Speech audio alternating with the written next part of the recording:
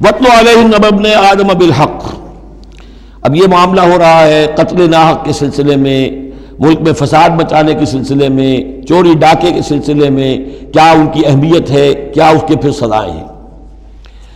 وَاتْلُ عَلَيْهِمْ نَبَأَ ابْنَيْ آدَمَ بِالْحَقِّ، اور اے نبی ان کو پڑھ کر سنائیے آدم کے دو بیٹوں کی کہانی یا قصہ حق کے ساتھ، اِذْ قَرَّبَا قُرْبَانًا،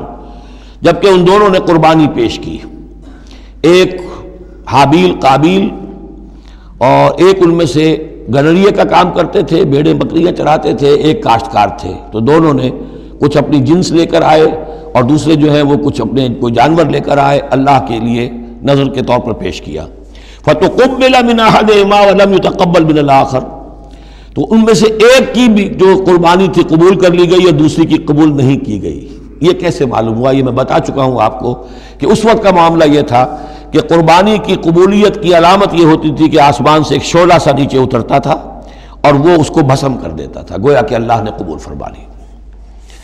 قَالَ لَأَقْتُلَنَّكَ، اب جس کی یہ قبول نہیں ہوئی تھی اس نے کہا اپنے بھائی سے جس کی قبول ہو گئی تھی، حسد کی آگ میں جل کر میں تمہیں قتل کر دوں گا۔ قَالَ إِنَّمَا يَتَقَبَّلُ اللَّهُ مِنَ الْمُتَّقِينَ، انہوں نے کہا بھائی جان اس میں میرا کیا قصور ہے، یہ تو اللہ تعالیٰ کا قاعدہ ہے، قانون ہے، وہ صرف متقیوں ہی سے قبول کرتا ہے۔ لَئِن بَسَطتَ إِلَيَّ يَدَكَ لِتَقْتُلَنِي، اگر آپ اپنا ہاتھ بڑھائیں گے مجھ پر، چلائیں گے مجھے قتل کرنے کے لیے، مَا أَنَا بِبَاسِطٍ يَدِيَ إِلَيْكَ لِأَقْتُلَكَ، تو بھی میں اپنا ہاتھ نہیں چلاؤں گا، نہیں بڑھاؤں گا کہ آپ کو قتل کروں، یعنی یہ ایک طرفہ قتل ہوگا آپ کا۔ انی اخاف اللہ رب العالمین، مجھے تو اللہ کا خوف ہے جو تمام جہانوں کا پروردگار ہے۔ انی ارید ان تبوء باسمی و اسمک، اور پھر میں چاہتا ہوں کہ اگر آپ مجھے قتل کر ہی دیں، اس انتہا تک پہنچ ہی جائیں، تو آپ اپنے گناہ کا بھی بوجھ اپنے سر لیں، میرے گناہ کا بھی بوجھ لیں۔ جو ناحق مقتول ہے اس کے تو گویا کہ تمام گناہ اس قاتل نے اپنے سر پر لے لیے، تو میرے تو گھاٹے کا سودا نہیں ہے۔ What do I stand to lose؟ آخر میری کوئی خطائیں ہیں، میری کوئی غلطیاں ہیں، کوئی گناہ میں نے کیے ہوں گے، اگر آپ ناحق مجھے قتل کریں گے تو میرے ان تمام گناہوں کا وبال آپ کے سر آ جائے گا، تو میرے تو کوئی نقصان والی بات نہیں۔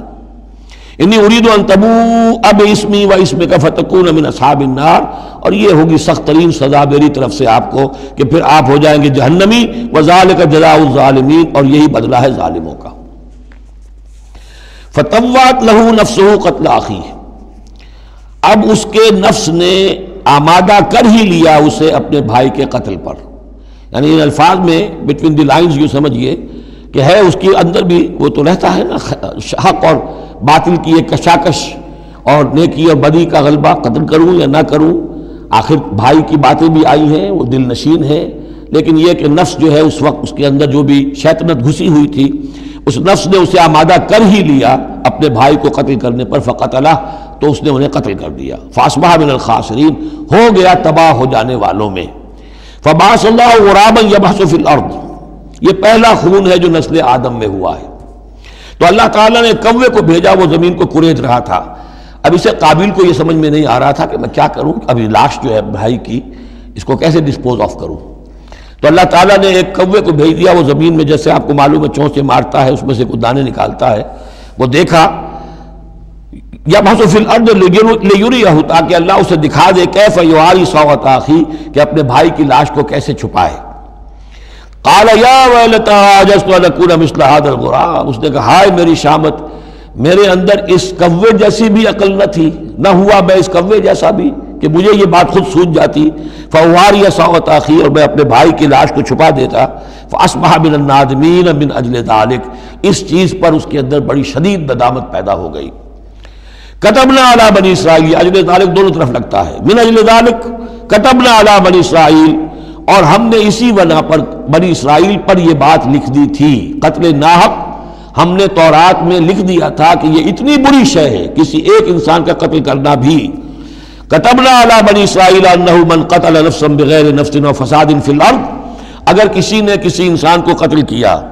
بغیر کسی قتل کے قصاص میں، بغیر نفس، ہاں کسی نے قتل کیا، قتل کے جواب میں قتل کیا جائے تو یہ قتل ناحق نہیں ہے، یہ تو پھر قصاص کا قتل ہے۔ اور فساد فی الارض، یا کوئی شخص زمین میں فساد مچا رہا ہے اس میں اس کو قتل کیا جائے، یعنی کوئی قصوروار ہے، مجرم ہے، اس کو سزا دینے میں قتل کیا جائے تو بات اور ہے، کسی بے قصور انسان کو اگر قتل کر دیا گیا فَكَأَنَّمَا قَتَلَ النَّاسَ جَمِيعًا، تو یہ ایسے ہے جیسے کہ اس نے تمام انسانوں کو قتل کر دیا، پوری نوع انسانی کو۔ کیوں؟ کہ تمدن کی جڑ کٹ گئی۔ احترام جان، احترام مال، یہ بنیاد ہے تمدن کی۔ وَمَنْ أَحْيَاهَا، اور جس نے ایک انسان کی جان بچا لی فَكَأَنَّمَا أَحْيَا النَّاسَ جَمِيعًا، تو گویا کہ اس نے پوری نوع انسانی کو بچا لیا۔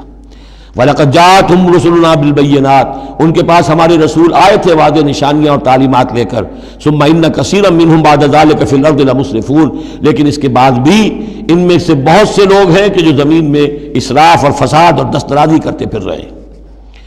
انما جزاء الذین یحاربون اللہ ورسولہ، اب یہ وہ آ رہی ہے محاربے کی آیت ہے۔ اگر اسلامی ریاست ہے اور اس میں کوئی گروہ ہے جو فتنہ و فساد مچا رہا ہے، کوئی دہشت گردی کر رہا ہے، خون ریزی کر رہا ہے، قتل و غارت کر رہا ہے، راہزنی کر رہا ہے، ڈاکے ڈال رہا ہے، گینگ ریپ ہو رہے ہیں، تو ان کی سزا کیا ہے؟ انما جزاء الذین یحاربون اللہ ورسولہ، لیکن یہ اسلامی ریاست کی ہے جس میں اسلامی قانون نافذ ہوں۔ اصل میں سزائیں بھی جو ہیں وہ اسی معاشرے میں جس میں کہ باقی سارا اسلام کا نظام بھی قائم ہو، ورنہ نظام یہ ہو جھوٹی گواہیاں دینے والے موجود ہوں، ایمان فروش موجود ہوں، ججوں کو خریدا جا سکتا ہو، اور اس میں یہ سخت قوانین بنا دیے جائیں، تو پھر اس سے جو نتائج نکل رہے ہیں وہ بجائے یہ کہ شریعت کو کوئی نیک نامی ملے، شریعت بدنام ہوتی ہے الٹی۔ تو پورا نظام، جیسا کہ میں نے کہا تھا کہ لا جو ہے قانون، وہ سسٹم کو سبسرو کرتا ہے۔ سسٹم صحیح ہو، اب وہ قانون صحیح جو ہے اسے سپورٹ کرے گا اور اسے برقرار رکھے گا، اس کی حفاظت کا ذمہ دار ہوگا۔ انما جزاء الذین یحاربون اللہ ورسولہ، یقیناً بدلہ ان لوگوں کا کہ جو محاربہ کرتے ہیں، چیلنج کرتے ہیں اللہ کو اور اس کے رسول کو، یعنی اسلامی ریاست کو، وَيَسْعَوْنَ فِي الْأَرْضِ فَسَادًا، اور زمین میں وہ فساد مچاتے پھرتے ہیں، أَن يُقَتَّلُوا، کہ انہیں قتل کیا جائے، بلکہ یقتلوا نہیں ہے، یقتلوا، ان کے ٹکڑے کیے جائیں، تقتیل، یقتلوا تقتیلا، اور یسلبوا، یا انہیں سولی چاہا جائے، اور تقطع ایدیہم وارجلہم من خلاف، یا ان کے ہاتھ اور پاؤں مخالف سمتوں سے کاٹا جائے، ایک ہاتھ کاٹ دیا جائے، ایک پاؤں کاٹ دیا جائے، اور ینفوا من الارض، یا انہیں ملک بدر کر دیا جائے۔ ذالک لہم خزی فی الدنیا، یہ تو ہے ان کے لیے دنیا کی زندگی میں رسوائی، وَلَهُمْ فِي الْآخِرَةِ عَذَابٌ عَظِيمٌ، اور آخرت میں ان کے لیے مزید بہت بڑا عذاب ہے۔ إِلَّا الَّذِينَ تَابُوا مِن قَبْلِ أَن تَقْدِرُوا عَلَيْهِمْ، سوائے اس کے کہ جو لوگ توبہ کر لیں اس سے پہلے کہ تم ان پر قابو پاؤ۔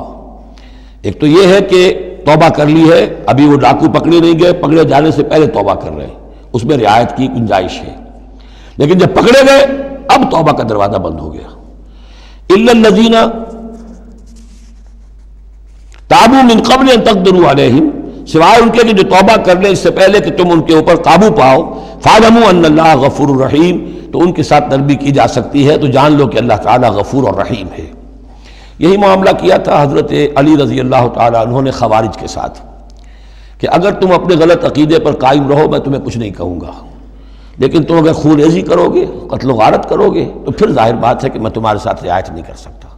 محض عقیدے کی حد تک میں تمہیں کچھ نہیں کہوں۔